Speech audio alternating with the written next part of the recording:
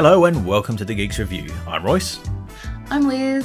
And today we'll be discussing two new shows which have recently come to streaming services. First Space Force and then Penny Dreadful City of Angels. But starting first with Space Force. This is a workplace comedy political satire that recently came to Netflix, co-created by Steve Carell, who also stars, and Greg Daniels, the man behind Parks and Recreation and The Office US.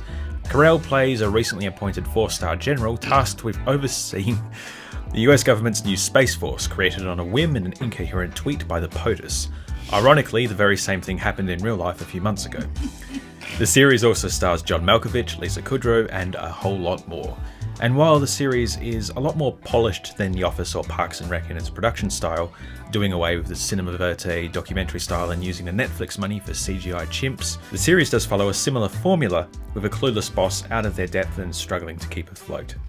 It's also a lot more adult, with uncensored cursing and a dark sense of humour, like the chimp I mentioned having a hunger for babies. What do you think? I watched it on a whim, and I watched it all in one sitting. Because I was never really a fan of, well, not that I wasn't a fan of, I just never watched Parks and Rec or either of The Offices. But I'm a massive fan of Steve Carell. I could watch him act in anything all day, every day. He's a beautiful, beautiful, hilarious man. And I also like John Malkovich's work. And I thought, okay, these two opposite each other, I want to see what happens there. And also, I'm an army brat, so I like watching military stuff. That's why I like Stargate so much, because it kind of combines a lot of my favourite things, and that is military, sci-fi, and mythology. So I thought, this is military, I'm gonna give this a crack. And I was not disappointed at all. It's not what I was expecting. It's exactly what I was expecting. I was so happy about it. Well, I thought it would be, because there was a recent series that came to Foxtel called Avenue 5, I believe. It was same people who did Veep. Yeah, again, I haven't seen Veep. Josh Gad and Hugh Laurie, and it was, a spaceship in, a sort of space cruise ship lost in space. Okay. And I thought it would be something along the lines of that, yeah. But it's like more sort of sci-fi, but this is very grounded, and especially with the real Space Force. Yeah. I think that's what makes it good. Because it's ridiculous, but it's so close to home. It is.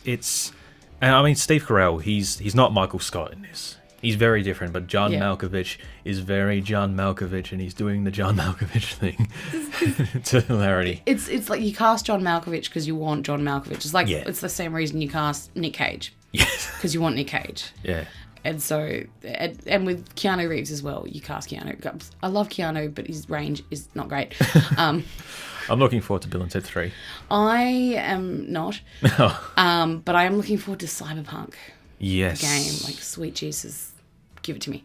Anyway, so Space Force. Just what were we saying? I'm 4 episodes in. Yeah. And you've seen the entire thing. So. I did. I watched it in one sitting, as I quite often do, because I'm a uni student who doesn't actually have to go to class. We do everything online, so I do all my work and think, all right, I can't leave the house. Let's watch an entire series in a day. Yeah. Like I said, it is a lot more polished, it is like a proper series. There was a bit of a time jump in episode 1, which I missed. Like Lisa Kudrow is just suddenly in prison. I'm like, what happened? I still have no idea. Oh, so it doesn't explain it? No, it doesn't explain it. Right. At least I don't think it did. It sort of feels to me, because I heard it was hit and miss, but you liked it, and quite a few people have liked it as well. I loved it. Everyone in my Facebook feed is, because I always let people know that I'm watching a new show. I wonder if it's going to be like The Office or the Parks and Rec thing, for where the first season is a bit iffy, still trying to find his feet, and then season 2 is just like... Bam, amazing. Hopefully it will be. If they are making it, well, I guess they're kind of on hold for a bit. Yeah. Unless they already have done it, and it's just waiting. I haven't researched to see what's going on with it, but I hope it continues on, because I want to fight. Well, the end of the series does leave you with a bit of a, what's going to happen next? It's not really a cliffhanger, but definitely an intro into the next phase of the show. Yeah. Well, episode 2, which is what I saw, where they've put up a new satellite into space, and the Chinese have come along and clipped its wings. Yeah. So they've gone and got a pod up there with a chimpanzee and a dog. which they put up there for PR or something. Yep, So for funsies. They're trying to get the chimpanzee who wants to eat babies to fix it. And it takes them hours to get it to do it. And it's CGI. And I was like, wow, that's a really good CGI. It's a really, like, I didn't clock the CGI. I was thinking it had to be because, unless it's not. Unless it is. No, it's got to be CGI. Yeah. Because, they couldn't get it. They couldn't get a chimp to do it. I mean, chimps are smart, man, but I don't know if they're operating power tools smart. Well. In space. You know how that went. The drill. Yes, we do. Pro tip, don't try and operate a drill in space. You move, the drill does not. Unless you're holding on to something. Yes. Hopefully it doesn't take your wrist off. But yeah, there were just so many moments. It's been a while since I watched it because, like I said, I watched it when it first came out. Yeah, it's been out for a little while now. Yeah, like the first couple of days, it just popped up and I went, what is this? Yeah, I've watched the trailer a lot because I keep forcing people to watch it. Just like, watch this trailer, you need to watch this show. I do like how Steve Carell sings to himself to make himself feel better. Yes. Yeah, he does that in episode 1. Lot throughout the show, and it makes Steve Carell singing to himself to make himself feel better makes me feel better. It really does. And so now when I'm feeling a little bit meh, I'll just Aruba, Jamaica, ooh, I want to take a... Just Beach Boys. And then we slam cut into that and that plays. Yeah.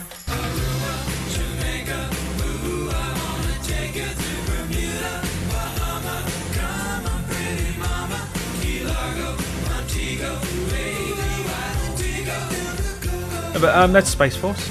Give it a watch. Watch it. It is funny. It is Steve Carell and John Malkovich, who I'm pretty sure need to be the new, like, they just need a series of movies. They do work rather well, hey? It's because they're so different. Yes. But they're both so funny in their own way. Oh, again, you wouldn't have seen it because in a later episode, there's just this one bit where they're screaming at each other like children. Yeah. Having an argument, but one is on the top floor of something and one is on the bottom floor. The entire facility is watching, the head of the science department and their 4-star general having a screaming match at each other. And it just fills my heart with happiness. Definitely give it a watch. I'm definitely going to watch it, yeah. Yeah. It's just, finish I it. ran out of time. Finish it. The other series we're going to talk about today is Penny Dreadful City of Angels. It's a dark fantasy horror police drama. There's a lot of genres in there. I'm not going to lie. They've jammed a lot in. Yeah, it's been airing weekly on Stan since late April, starring Natalie Dormer from Game of Thrones and the Picnic at Hanging Rock TV show. This series is a spiritual successor to the original Penny Dreadful. That series starred Eva Green, Timothy Dalton and Josh Hartnett, set in Victorian-era London where the characters Billy Piper. The series stars Eva Green, Billy Piper... He's regretting having me on the show now. Timothy Dalton and Josh Hartnett, where the characters of Gothic writings like Dorian Gray, Victor Frankenstein and Van Helsing all exist as real people dealing with vampires, werewolves and demons. City of Angels is set against the backdrop of Los Angeles, 1938. Angel sisters Santa Muerte and the fallen Magda, played by Dormer, play a kind of game of chess with the human characters. Magda convinced humans are nothing more than monsters, prodding them to be their absolute worst, while Santa Muerte can only watch on, unable to or uninterested in helping. The human characters include the first Hispanic homicide detective, Tiago Vega, and his partner, Louis Michener, played by Nathan Lane, Sister Molly, a charismatic evangelist, played by Carrie Bechet from my favourite series Halt and Catch Fire, and Rory Kinnear as German immigrant Dr. Peter Kraft, who has fascist leanings. Kinnear previously played Frankenstein's creature in the original Penny Dreadful. Magda takes on many different human forms, allowing her to manipulate these characters and also give Dormer a chance to demonstrate her range and accent skills. It revels in and glorifies the Hispanic culture, lovingly showing it off in long, artfully shot set pieces. Combined with police brutality and racial tensions, it feels very timely, somewhat coincidentally. The show is also very dark and supernatural. The original series was demonic and graphic, with scenes of possession and gore, and there's flashes of this in City of Angels. If you are particularly religious or spiritual, you might find it a bit too intense or overwhelming, but, if you're a fan of fantasy and dark fantasy and period dramas, give it a watch. Liz, what do you think? Look, I loved it. I have to admit, because I've always had an interest in sort of religious icons from different countries, so I was already familiar with Santa Muerte. Magda does not exist. She's completely made up for this show, which I'm okay with. I was a little bit, with racial tensions being the way they are, I was looking at Natalie Dormer. It was not so much the sort of like the German character she plays or the American lady. Later on, there is a... she does sort of address it herself, so it's not quite... later on, in a later episode, we're introduced to sort of her Rio character. And I got to admit, I did need to take a moment, and I needed to discuss it with my housemate who has also watched the show. Because I did have a moment of, is this okay? Yeah. Could she do that? Oh. We then went off on this massive tangent about sort of different religions being exploited and rejigged for entertainment, for story purpose, and it sort of made me go, okay, this is no different from Supernatural and what they did with sort of Christian mythology and all that sort of stuff. I think I was just being a little overly sensitive. Yeah. And it did come to mind because, I mean, they haven't browned her up. She's wearing dark contact lenses because she's naturally blue-eyed. Well, she even says herself that she is Dago, so she's of Spanish descent, and I apologise for saying that, but that's the word she uses. That's the word she uses, and it is derived from the name Diego. Right. Yeah. Oh. The word is derived from the name Diego, which is supposed is the Spanish equivalent of James. And it is a term given to Spanish and Italian who aren't dark. You know, they're blonde-haired, blue-eyed Spaniards you can get. And so she even says herself that she is not Mexican. Yeah. She's Spanish. But also, she's a demon pretending to be a human. Exactly. And she's the bad That's guy. another thing. Like, she's a demon pretending to be a human. She can look however the heck she wants. Yeah. So after I got over my initial, I'm not sure how I feel about this, I've gone with it, and now I'm just like, I have no idea what the hell's going on. Like, you've got Santa Muerte, you've got freaking demons now. Oh, look, they've got Nazis. Oh, look up. Okay, and we've got a vigilante Jew. Oh, crikeys. There's a lot going on. Yeah.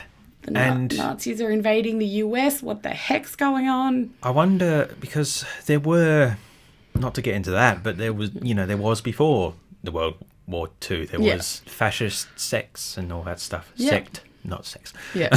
Sect.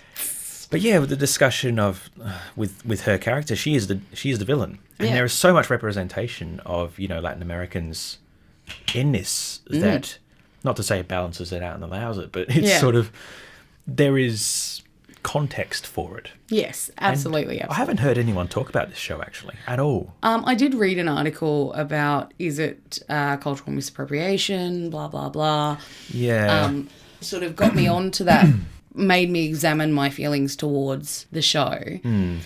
But after, it's a bit of a weird reference here, during quarantine I watched all of Lost, and there's just certain points when watching certain shows where you just need to go with it. And that was Lost for me, and that is City of Angels for me. I'm not going to dissect it. I'm just going to enjoy it. Yeah. And when I made that choice of, right, I'm just going to go with it, I fully am. I watched all but 2 episodes yesterday. Yeah. I fell asleep during episode 9, which I'm interested in watching because it had a disclaimer at the beginning of, this episode contains subject matter people may find just distressing. Really? Yeah. Well, okay, this was released week by week. Yeah. So it wasn't like released fully online. It actually came out, late April, and it's been going. Yeah. So I guess, that sort of lines up with recent world events. Exactly. And it's sort of going, look, this was made and, be careful, I guess. Yeah, it's just because it's a reflection of what is currently going on now. Racial profiling, police harassment. Yeah. In one of the later episodes, I'm not going to say what happens, but it's a scene that is so often shown in movies and TV of young people of colour being harassed by white people for walking home with their groceries. Oh, there's so much of that. Just it's there is in this show, and I don't think we should shy away from it because it happens. It still happens today, and it's not just people of colour. It's anyone who is different. Yeah. Anyone who is not cis white, skinny even. Yeah.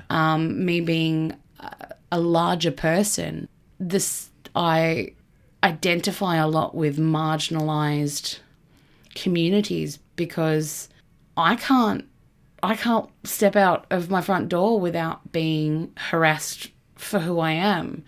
I am constantly judged. If I ever have a boyfriend, it's even been said, like, people look at us, and if he's not a short, fat neckbeard, if I date someone that society would deem attractive, their first thought is, what the beep, what is he doing with her? I just get it. And it being different is almost like a green light for society to have a crack at you. And I don't get that. No. I don't get that at all. Like people yelling from cars. My housemate is Malaysian. I've got two housemates, they're a couple. Him and his boyfriend, my other housemate, were walking through the mall and these two bitches just started, ching chong. I was like, why? Why do you need to do that? And I do think it's important for shows like this to keep it brutal, to keep it in the public eye. And sometimes the dramatization of these kind of world situations are the only way, because people don't want to look and see what's actually going on in the real world. They want to watch their fantasy. Yeah. Incorporate the real world into the fantasy. Yes, for sure. And that's what I really appreciate about it. It increases the understanding and the exposure. Yeah. And on a more positive front, with representation in this, I mean, like I said, large Hispanic cast and not sort of showing off their society, their community. And it, like I said, it does sort of glorify it. And it really feels like a sort of a filmmaking trick where it's like, look how good and wholesome they are now. Here comes the bad guys, the cops. It's very on the nose like that, but I thought it was also, it's just really nice to see Not that. if you continue on with it. There does, because with every society, there are, like, you start to really sympathise with, like, some of the cops. They do good. And then you've got part of the Hispanic community that are doing the wrong thing. It's like with any war, both sides are going to have good and evil on them. And as you get later on into the series, I think it highlights, and the main character as well, he's just stuck in the middle. Yeah. Like, what is he? Is he a detective? Is he a police officer?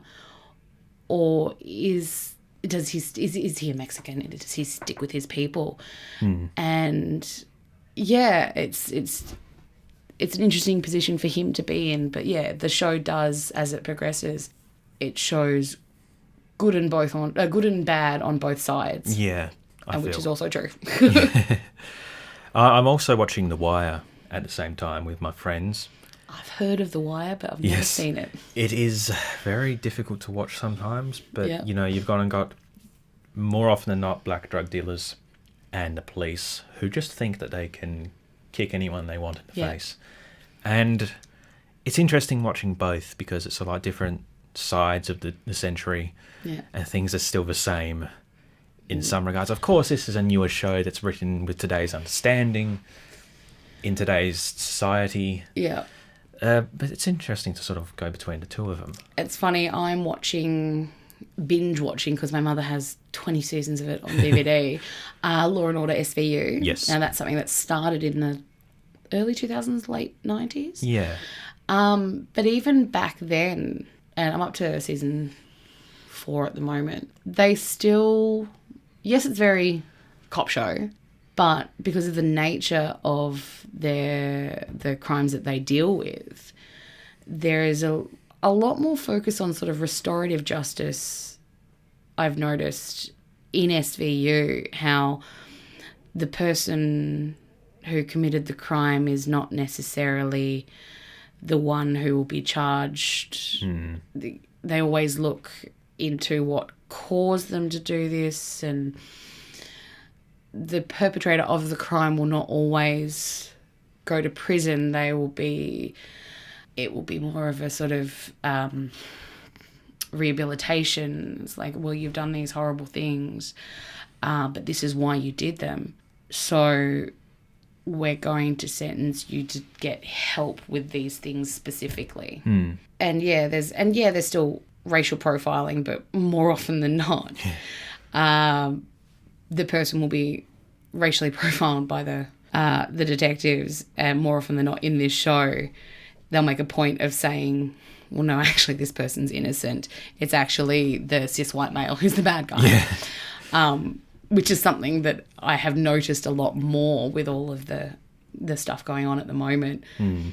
Girls will be watching SVU and be like, okay, so oh, no. And it's almost like they're doing the reverse of it's like, we're not gonna make the typical criminal, I'm saying that with quotation marks, the criminal. It's actually going to be the upstanding member of society who's going to be the piece of and people who society generally deem beneath them or criminal are going to be the good guys.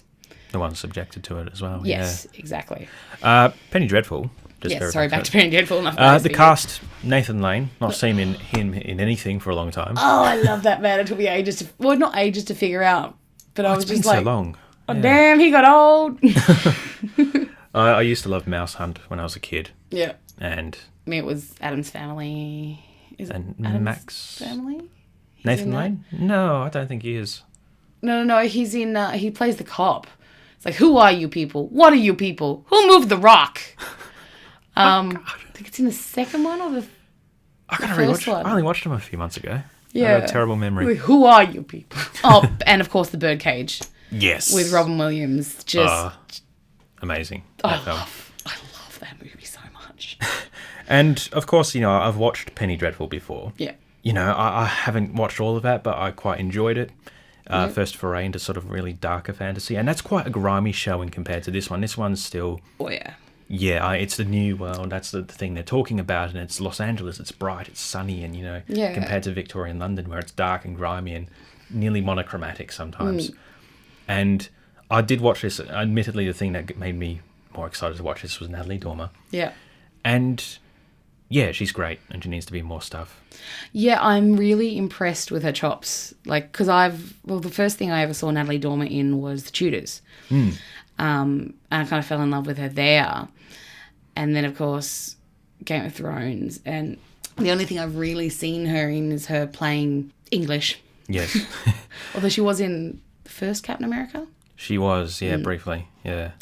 But just to see her play... She plays the sort of typical Natalie Dormer character in Magda when she's in her black leather, I'm English, I'm a little bit of a bitch. And just oozing appeal. Yeah.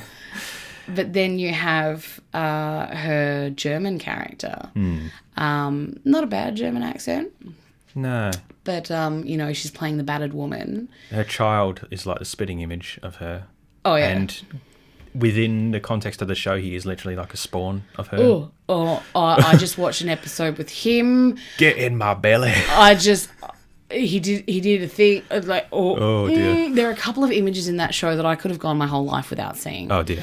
Oh yeah, and normally it's because of that little creepy child. But yeah, to wrap it up. Yeah, sorry, we've got to wrap it up. Penny Dreadful, City of Angels. Do you recommend it? Yeah. Yes. Don't try and figure it out.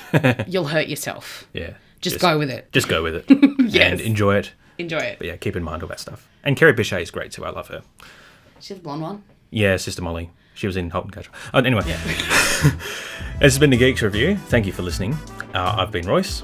And I'm Liz. And we'll be back next week. We don't know what with, but we'll see you then. Okay, Bye for now.